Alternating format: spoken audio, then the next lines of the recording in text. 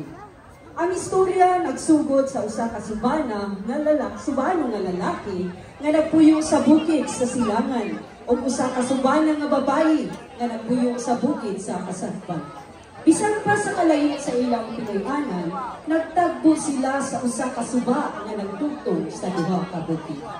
Dito sa suba, sabtang ang lalaki nga luma ug ang babae nagkuha og tubig, nagtagbo sila sa usa ka talagsaon nga paagi.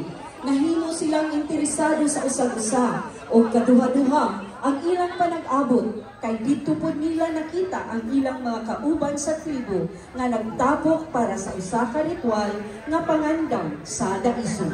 Nagtinabangay silang tanan sa pagpanghipos o kahoy, pag-andam o pagkaon, o pagbansay sa mga awit o sayaw. Sa ilang panag-uban, isugod ang pagkasuod sa lalaki o babae, hangtod nga naugmad ang tinuod nga gugma nila. Sa wala madugay, sila nagpakasal. Ang ilang kasal gisalutan sa duha ka pamilya nga naghiusa ilawom sa tradisyonal nga ritual sa subani, ubang sasayaw, awit o panalangin sa mga tigulang. Ang ilang kasal nahimong simbolo sa panaghiusa sa duha ka kabukiran o sa tibuok komunidad. Ang kasal ipangaluhan sa mga respetadong magtutudlo nga nag-ampo alang sa panalangin sa ilang pagpakasal.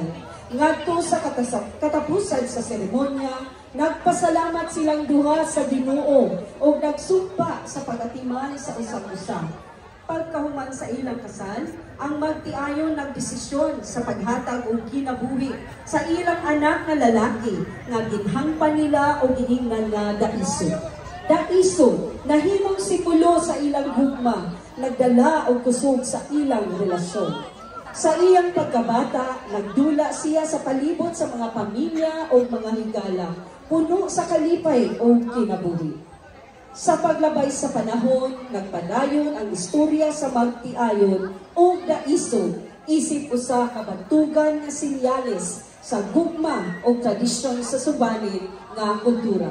Uban sa ilang mga handumanan, nagpadayon silang nag-uban, nagatukod og usa ka ligon nga pundasyon sa pamilya nga puno sa gugma.